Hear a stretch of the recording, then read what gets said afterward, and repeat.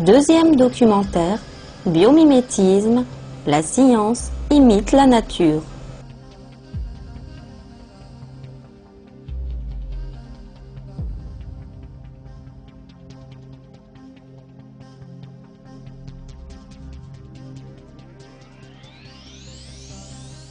Paris.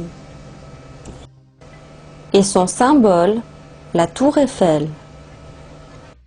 Elle fascine par sa beauté et pour sa complexité technique. Sa solidité relève du véritable miracle. La tour résiste en effet aux vents et aux chocs les plus forts.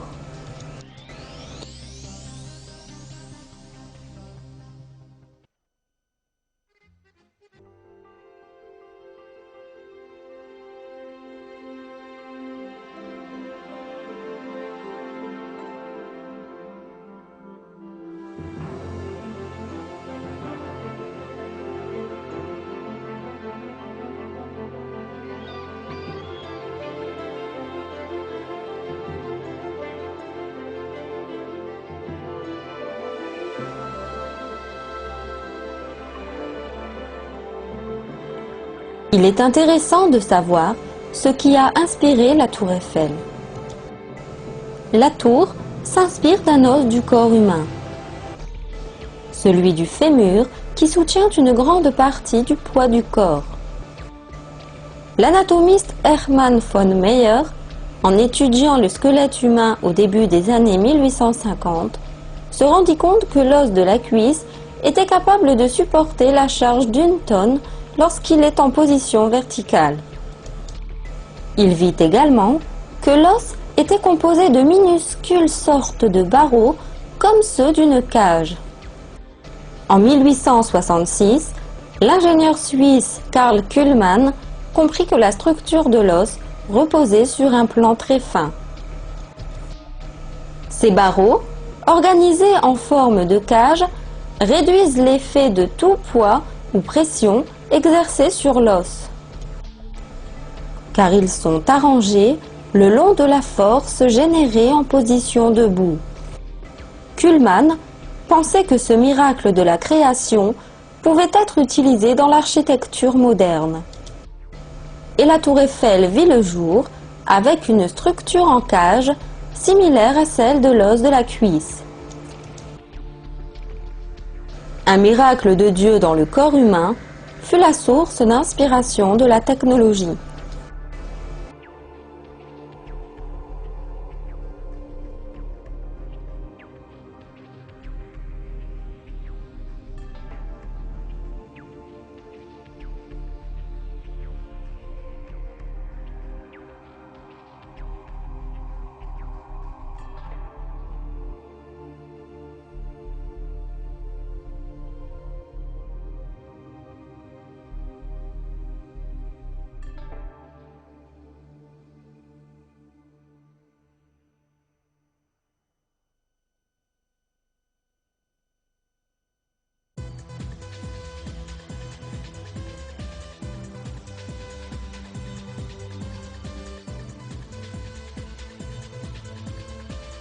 Biomimétisme, la science imite la nature.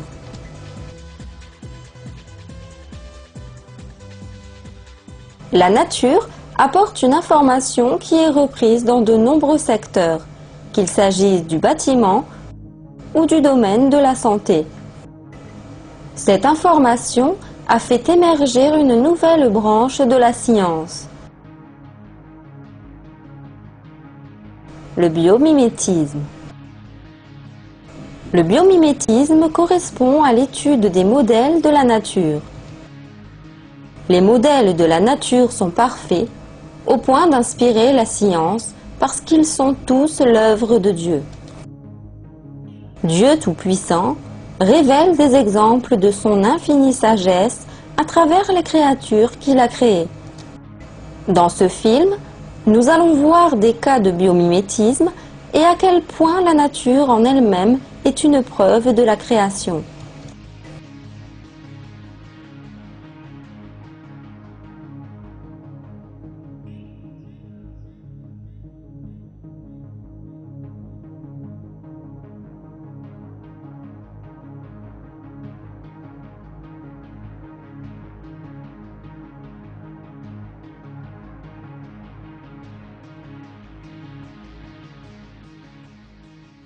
des matériaux intelligents.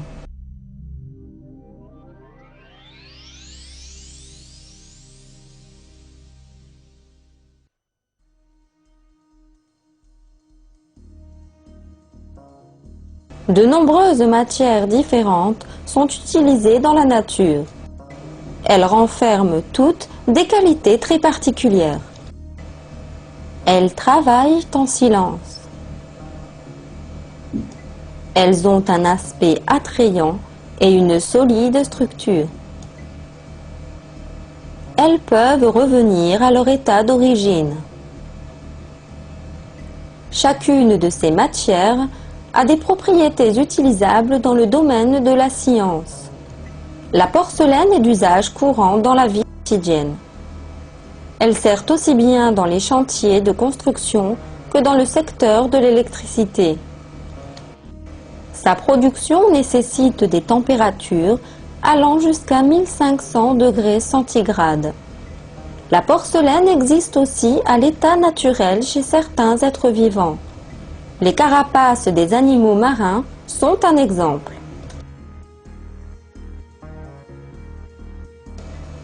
La formation de ces coquilles requiert en revanche une température de 4 degrés centigrades seulement. Ce fait étonnant a attiré l'attention du scientifique turc İlhan Aksé. Au cours de ses recherches sur les coquilles des crustacés, Aksé découvrit l'extraordinaire structure de la ballone. Sa coquille est 2 fois plus résistante que la céramique produite au moyen de technologies avancées.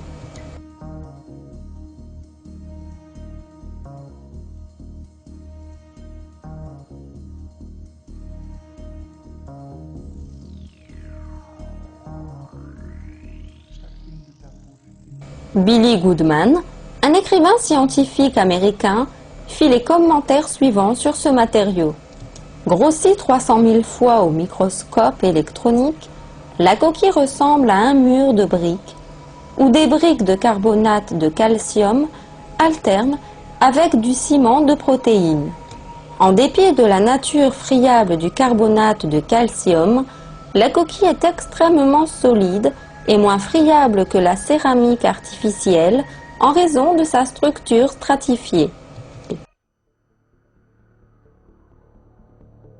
Inspiré de ces modèles, Aksé développa un matériau très solide et résistant, une version laminée du matériau carbure de bore aluminium. Il sert de blindage dans les véhicules militaires américains. Les matériaux fabriqués par l'homme finissent par se casser. Il est alors impossible de ramener un matériau cassé à son état initial. On peut seulement le réparer partiellement. En revanche, les matériaux disponibles dans la nature ont l'extraordinaire capacité de se renouveler. Les scientifiques ayant étudié cette propriété ont créé des matériaux auto-renouvelables qui savent se renouveler d'eux-mêmes, tels que les polymères ou les polycyclates. La plupart des matériaux dans la nature sont faits de plusieurs composants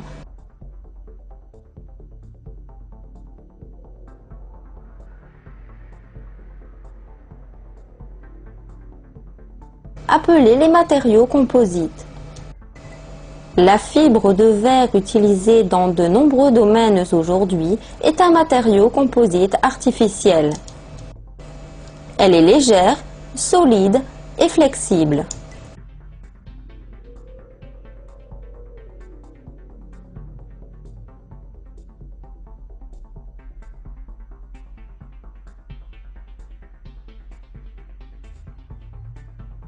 On s'en sert dans la production d'équipements sportifs, de voitures de Formule 1, de yachts et même dans les avions ou les navettes spatiales.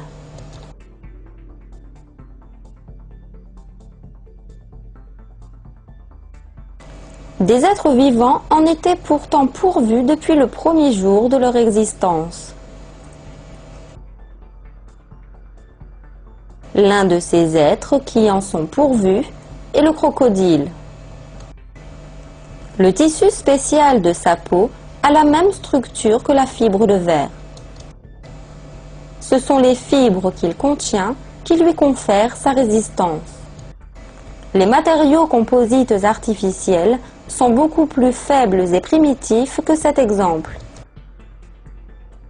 Les matériaux naturels, composites ou non, illustrent la création artistique sans pareille de Dieu.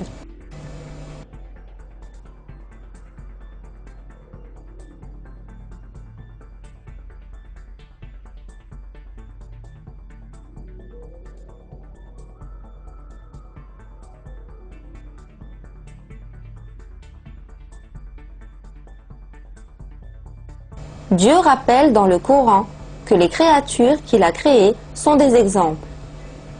Et dans votre propre création, et dans ce qu'il dissémine comme animaux, il y a des signes pour des gens qui croient avec certitude. Sourate 45 du Coran, verset 4. Les tissus qui maintiennent les muscles et les os ensemble, à savoir les tendons, sont un autre exemple de matériaux composites. Grâce aux fibres qui les constituent, les tendons sont extrêmement résistants. Cela explique pourquoi le tendon a inspiré l'industrie de la construction. Les poutres d'acier utilisées pour les ponts suspendus copient la structure des tendons.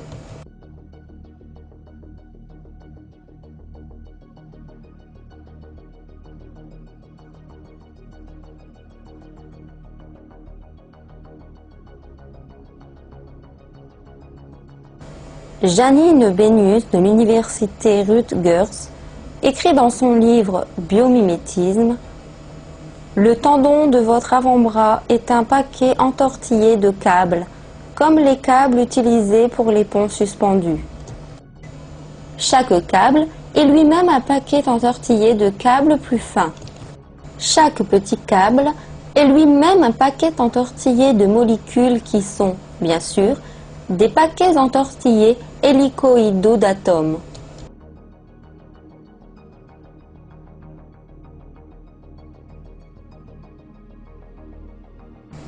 La structure incomparable du tendon est la preuve que son créateur est Dieu.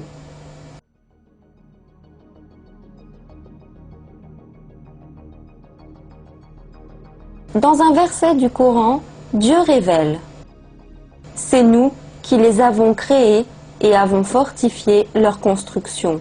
Quand nous voulons, cependant, nous les remplaçons facilement par leurs semblables. Sourate 76 du Coran, verset 28. Dans la nature, plusieurs espèces d'insectes produisent de la soie. La soie de l'un d'entre eux est vraiment très spéciale: la soie de l'araignée. La toile d'araignée est un matériau des plus résistants au monde. Le fil de soie de l'araignée, d'une épaisseur inférieure à 1 mm, est 5 fois plus solide que de l'acier aux mêmes dimensions. Ce fil peut s'étirer jusqu'à 4 fois sa longueur initiale. Il est également si léger qu'un fil entourant la Terre 3 fois ne pèserait pas plus d'1 kilogramme. Toutes les araignées produisent des fils aux propriétés différentes.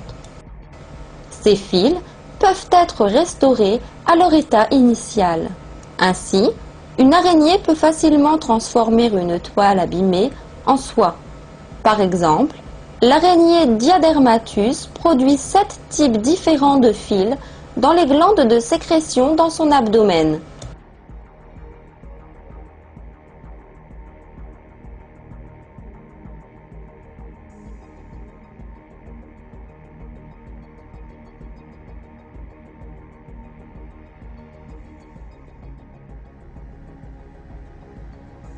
L'entreprise DuPont, le plus grand producteur mondial de substances chimiques, initia une étude importante sur le fil d'araignée. Au terme de cette recherche, ayant coûté des dizaines de millions de dollars, Les laboratoires Dupont ont enfin obtenu la structure moléculaire du fil de soie de l'araignée. Grâce à cette découverte, ils ont pu produire le matériau le plus résistant connu à ce jour, le Kevlar. Bien qu'il soit loin d'être aussi résistant que le fil d'araignée, le Kevlar reste le matériau le plus solide produit par l'homme. À une vitesse de 150 mètres par seconde, une balle perce tout ce qu'elle touche. Tout, sauf le Kevlar. Le Kevlar est d'ailleurs utilisé dans la production de gilets pare-balles,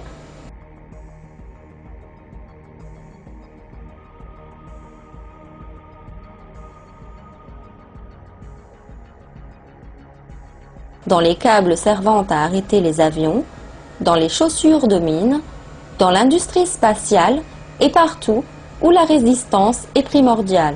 Malgré ses performances, le Kevlar n'atteint pas le fil de l'araignée en termes de solidité.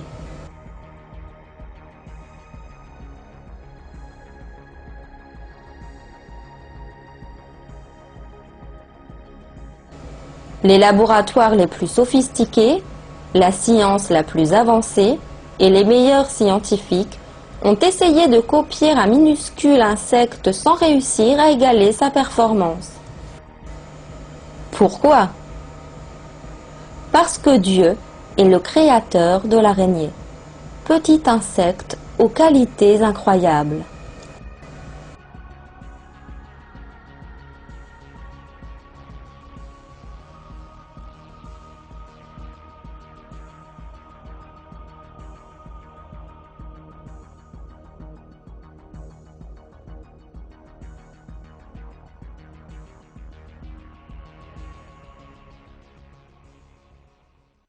Biomimétisme et l'anatomie des plantes. Les gratte-ciel, la fierté du XXIe siècle. Ces imposantes structures ont créé un nouveau problème pour les architectes et les ingénieurs. Comment garder propre l'extérieur de ces immenses bâtiments? Plusieurs entreprises dans le monde ont mené des recherches afin de trouver une solution à cette question. Une fois encore, la réponse ne vint pas des laboratoires ni de la science.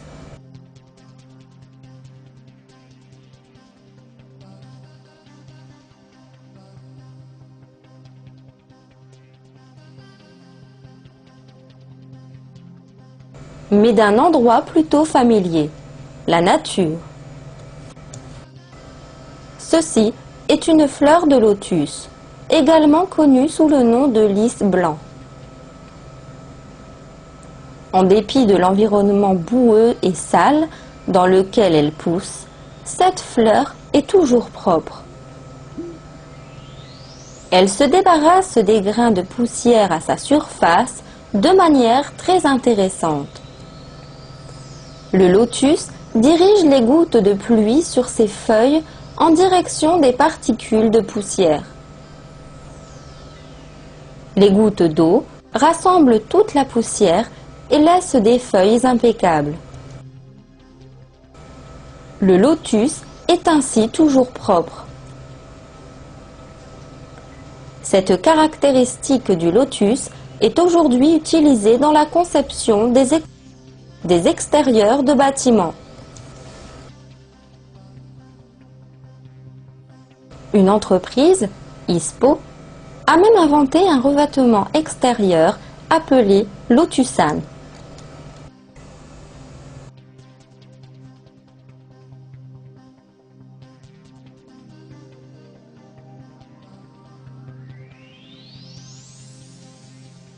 La différence entre les deux faces est claire. Celle de droite s'auto-nettoie avec l'eau de pluie, comme le lotus. C'est cette plante qui a apporté la solution à un problème que les architectes, les ingénieurs et les entreprises les plus avancées n'ont pas réussi à résoudre. La physique, la chimie, La biologie moléculaire et le génie industriel ont été sollicités afin de dévoiler les propriétés de cette fleur. Comment cet être qui n'a ni yeux, ni oreilles, ni cerveau est-il capable d'une telle prouesse? La plante de lotus est capable de se nettoyer comme nous l'avons vu, parce que Dieu est son créateur.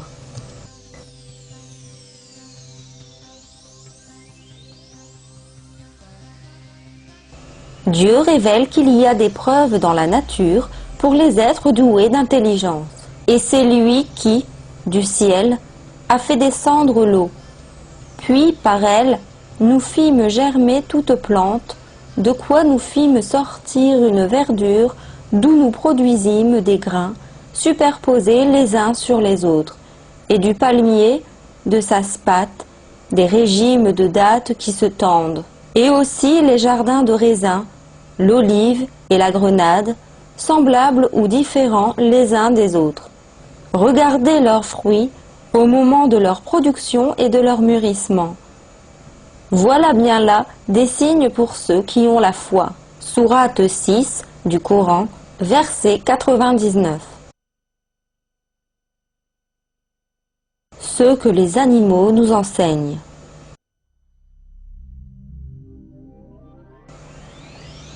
Les accidents, lors de ces examens de conduite, se produisent des centaines de fois par jour, partout dans le monde.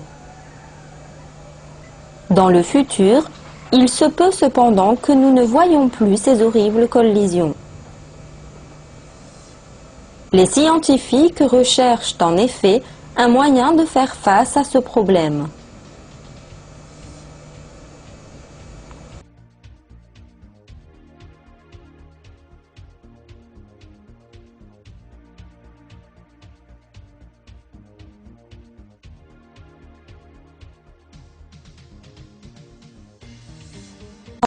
Pour cela, ils se sont inspirés d'un insecte, la sauterelle.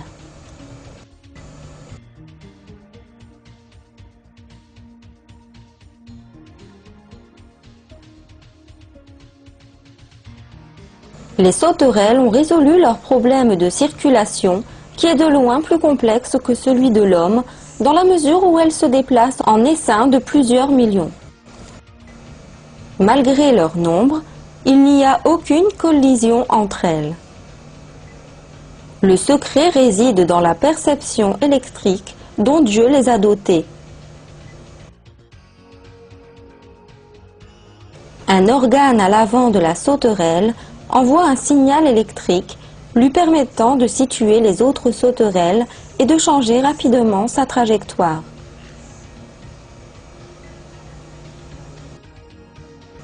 Les scientifiques modernes pensent appliquer cette méthode afin de mettre un terme aux accidents de la route. Aussi, réfléchissent-ils à des véhicules sensibles à la présence des autres. Les avions. L'un des avantages du développement de la technologie des transports. Il est aujourd'hui facile de voyager rapidement avec la technologie moderne. La difficulté est d'être à la fois rapide et silencieux. Chaque rebord de l'aile crée des turbulences pendant le vol, et des tourbillons miniatures causés par la turbulence produisent du bruit. Ce bruit augmente à mesure que les tourbillons se regroupent. Les ingénieurs, à la recherche d'une solution à cette nuisance, se sont tournés vers la nature. Et la solution y est déjà disponible.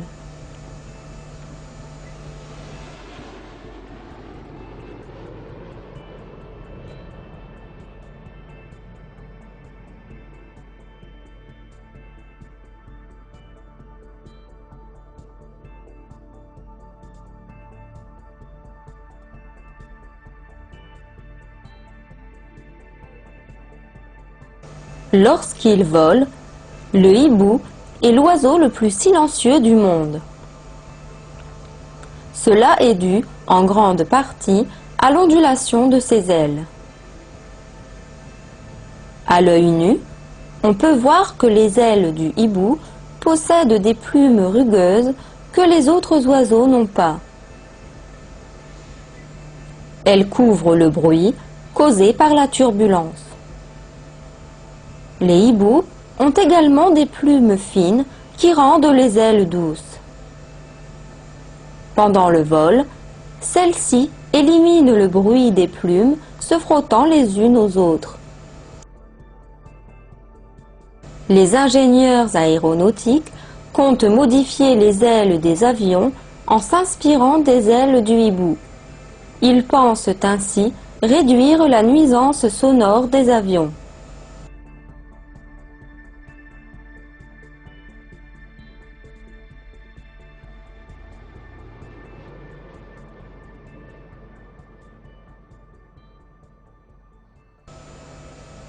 Les papillons. Les couleurs chatoyantes qui ornent leurs ailes font de chacun d'eux un véritable chef-d'œuvre. Le plus surprenant est qu'il n'y ait aucune trace de pigments ou de substances produisant les couleurs chez eux. Le bleu vif est une couleur frappante dans le règne animal. Pourtant, l'aile du papillon ne contient aucun pigment bleu. Le secret repose dans la réflexion de la lumière. Les ailes de papillon sont couvertes d'écailles transparentes qui trompent l'œil. Les scientifiques ont dirigé un laser sur une seule de ces écailles. Voyez ce qui se produit. Le résultat est surprenant. La couleur bleue apparaît lorsque ces écailles transparentes réfléchissent la lumière.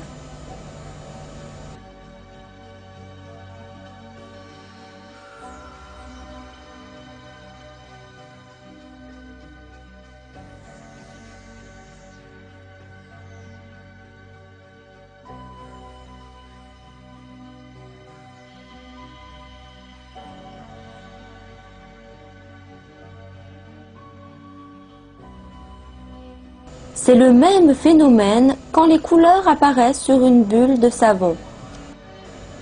Il n'y a alors pourtant aucun pigment dans la bulle. Des couleurs magnifiques n'en émergent pas moins au contact de la lumière. De légers rayons de différentes longueurs d'onde se mélangent. Certains se fortifient, d'autres disparaissent. Et cette image est le merveilleux résultat. Chaque écaille de papillon se compose de couches de membranes semblables à des feuilles. Ces couches fonctionnent comme la surface de la bulle de savon. Selon la façon dont la lumière touche ces couches, toutes les ombres, à part le bleu, sont éliminés.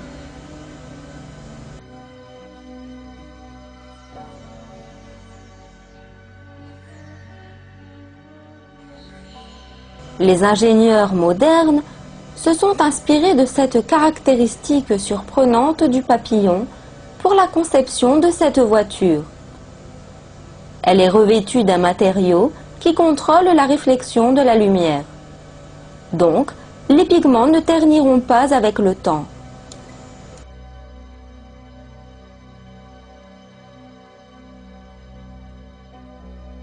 Ces variations de lumière chez le papillon intéressent l'Agence de recherche et d'évaluation de la défense britannique qui y voit une application possible en matière de camouflage de véhicules militaires. Ces exemples nous révèlent une fois de plus que comme d'autres animaux ou insectes, les papillons ont été créés avec les attributs nécessaires à leur survie. C'est bien la preuve que Dieu les a créés.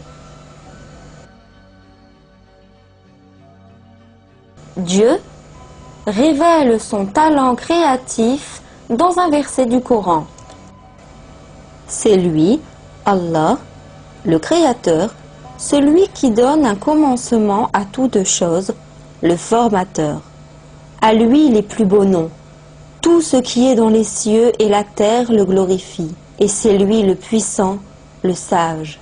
Sourate 59 du Coran, verset 24. Les organes supérieurs à la technologie. Grâce aux techniques sophistiquées actuelles, la recherche dans le domaine des organes artificiels s'est considérablement accélérée.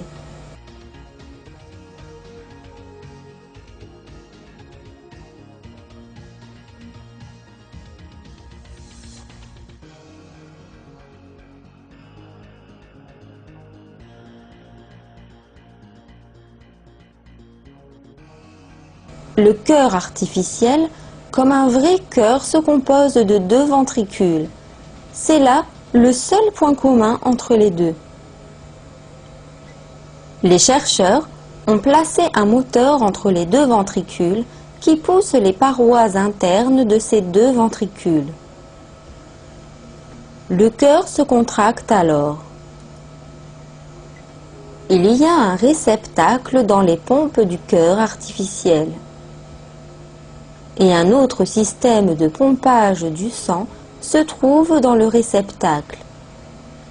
Dans le véritable cœur, le réceptacle lui-même marche comme une pompe et c'est beaucoup plus efficace. Le cœur artificiel fonctionne grâce à une pile placée dans l'estomac. Cette pile doit constamment être rechargée par des ondes radio provenant d'un ensemble de piles beaucoup plus grosses. Le véritable cœur est nourri et fortifié par le sang qu'il pompe. Cela lui permet de fonctionner pendant 50 à 60 ans sans nécessité de réparation. Le véritable cœur est capable de se renouveler. C'est pourquoi il ne s'arrête jamais de travailler. Toutes ces caractéristiques le rendent unique. Stephen Vogel, un bio-ingénieur de l'université de Duke en Amérique, affirme que le cœur humain ne pourra jamais être imité. Quelle que soit leur puissance ou leur efficacité, les engins dont nous disposons fonctionnent différemment. Le muscle du cœur est un engin doux, humide et contractile, et c'est justement tout le contraire de notre armada technologique. Donc, on ne peut pas copier un cœur. En résumé, malgré toute sa science et sa technologie sophistiquée, l'homme ne sera jamais capable de créer une réplique du cœur. Que dire alors de ceux qui affirment que le cœur et tout le reste du corps sont nés par hasard? N'est-il pas évident que ces darwinistes commettent une énorme erreur?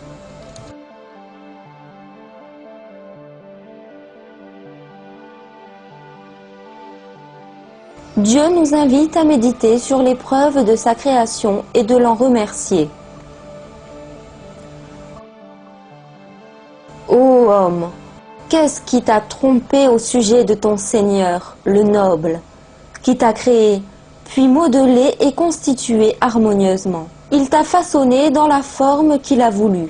Sourate 82 du Coran, versets 6 à 8.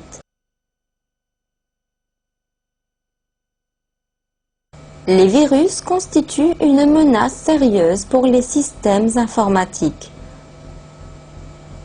Ils pénètrent dans le système et ensuite se reproduisent et se multiplient. Ils endommagent gravement les textes et les données de l'ordinateur. Pour de nombreuses compagnies, il est donc devenu nécessaire de développer un système d'immunité afin de se défendre contre ces virus.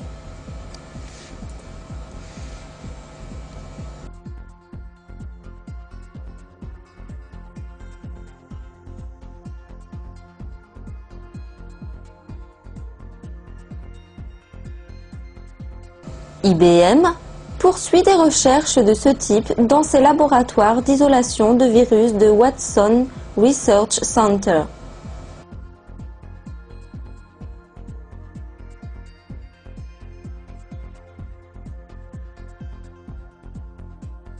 Une fois de plus, l'inspiration est venue du corps humain.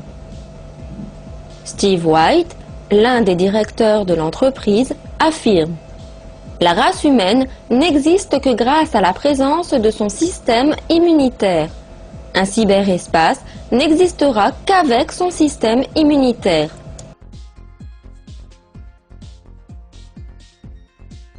Les virus informatiques ont une vie artificielle. Tout comme les virus biologiques dans la nature, ils utilisent le système où ils se trouvent pour se reproduire. À partir de ce constat, les chercheurs ont étudié comment le système immunitaire de l'homme protège le corps. Lorsque le corps rencontre un organisme étranger, il produit immédiatement un anticorps pour reconnaître et neutraliser l'intrus. De cette manière, le corps supprime la première infection. Il garde néanmoins quelques anticorps en attente au cas où une attaque similaire se produirait plus rapidement à l'avenir. Les virus informatiques portent également des signes permettant à son programmateur de les reconnaître. Le programme antivirus des ordinateurs avertit de la présence d'un virus dans l'ordinateur à chaque fois qu'il repère sa signature. Autrement dit, les programmes antivirus contiennent un anticorps capable de connaître le virus ou tout du moins la signature du virus. Une fois de plus, cet exemple nous montre que la solution que les hommes cherchaient dans le domaine scientifique et technologique se trouve dans la nature, même dans notre propre corps. C'est grâce à Dieu, créateur de l'homme et tout ce que contient la nature, et à son infinie sagesse.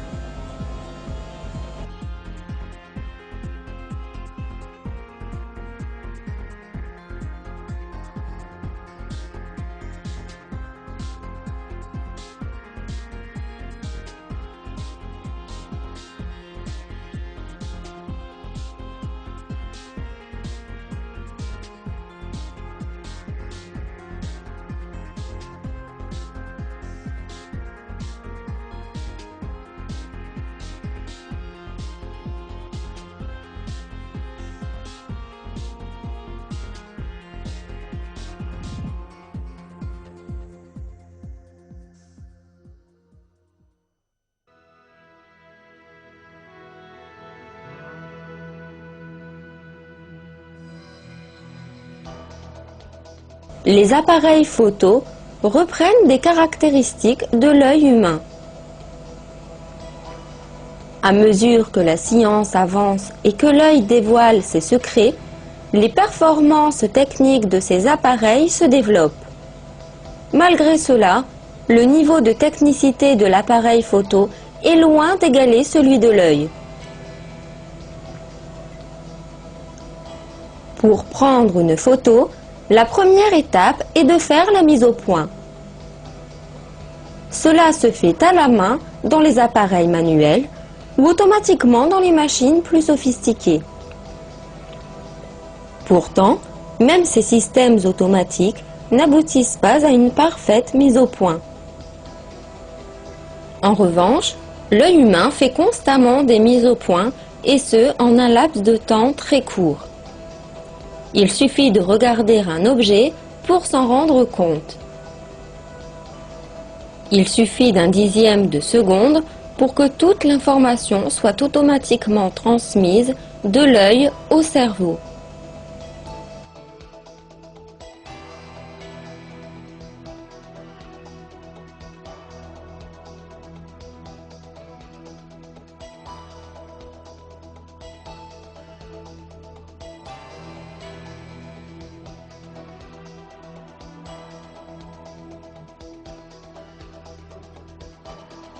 Une photo prise en plein jour est relativement claire. Mais si vous prenez une photo dans un endroit sombre, sans flash puissant, vous ne voyez presque rien sur l'image. Pourtant, vous voyez de manière parfaitement claire dans des conditions sombres. Nos yeux se règlent selon l'intensité de lumière grâce aux muscles autour de la pupille. Ces muscles s'ouvrent dans le noir, la pupille s'élargit et laisse entrer plus de lumière dans l'œil. Quand il fait jour, la pupille se contracte et réduit la quantité de lumière pénétrant dans l'œil. C'est ce qui assure la clarté de l'image. Il ne fait pas de doute que l'œil, un organe aussi sensible et parfait, est une grande bénédiction de Dieu, notre Créateur pour les hommes.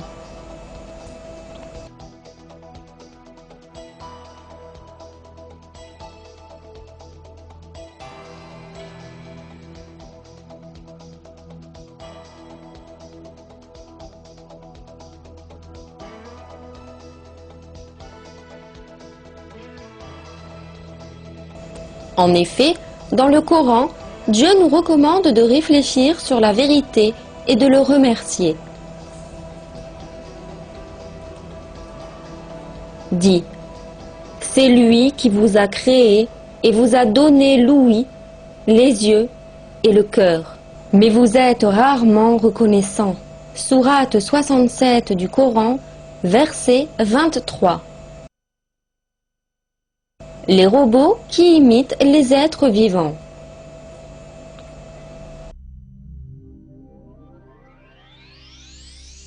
Travailler dans les profondeurs des océans ou dans l'espace n'est pas sans risque considérable pour les plongeurs ou les astronautes, malgré toute notre technologie avancée. Aussi, les scientifiques ont-ils commencé à produire des robots. Actuellement, la nouveauté en matière de robots est le robot biomimétique. Les scientifiques préfèrent en effet fabriquer des robots qui imitent la nature. Par exemple, il existe des robots ressemblant à des scorpions ou des fourmis qui explorent les déserts, ou des robots semblables à des poissons ou des crustacés pour la recherche sous-marine. Et ils s'avèrent beaucoup plus efficaces que les autres types de robots.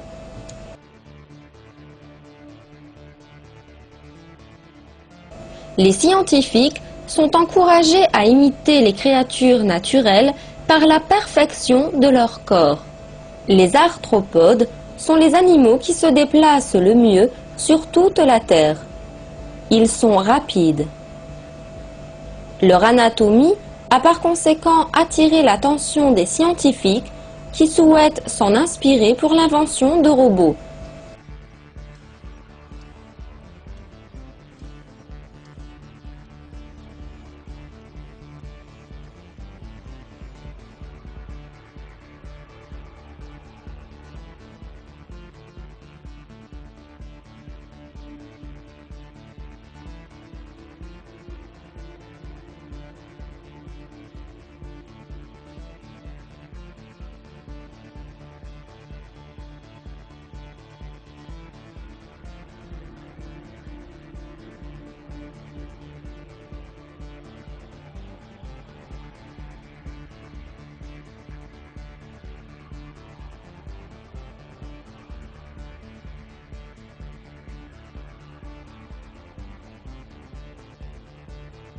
Ce robot s'appelle Aeriol.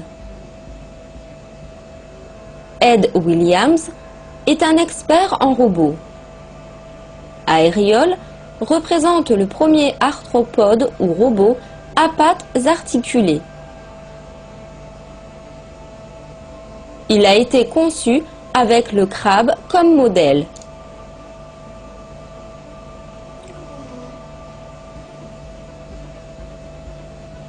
On espère que Aeriol aidera les scientifiques à explorer des régions inconnues.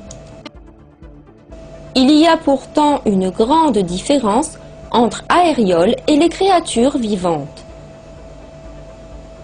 Quel que soit le degré de ressemblance entre Aériol et le crabe, Aériol ne doit ses mouvements de pattes qu'à un programme informatique.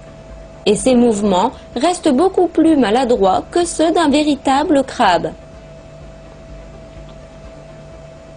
Le meilleur des robots n'est en rien comparable à un réel arthropode. Ces exemples montrent la quantité d'efforts à fournir dans le but d'imiter une seule caractéristique de l'être vivant.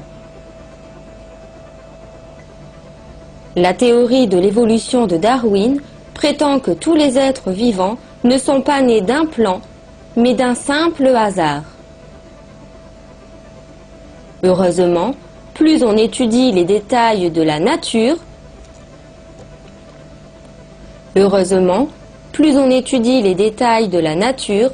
plus nombreuses sont les preuves de l'existence de Dieu. Dans ce film, nous avons vu comment la nature sert d'inspiration aux scientifiques.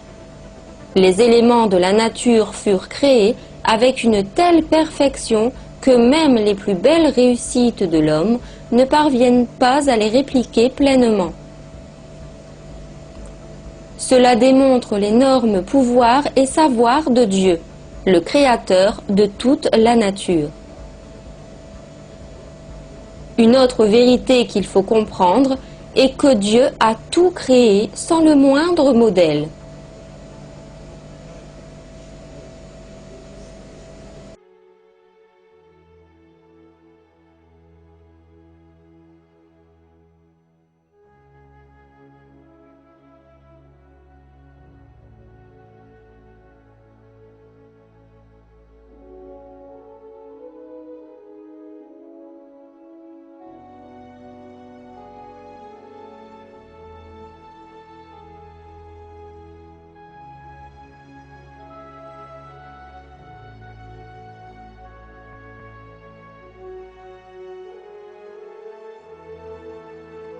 L'un de ces noms est Al-Badi'a, ce qui signifie « celui qui crée sans modèle ». Dans le Coran, notre Seigneur dit « Créateur des cieux et de la terre, comment aurait-il un enfant quand il n'a pas de compagne? C'est lui qui a tout créé et il est omniscient. Voilà Allah, votre Seigneur. Il n'y a de divinité que lui, créateur de tout. Adorez-le donc, c'est lui qui a charge de tout. » Sourate 6 du Coran, versets 101 et 102.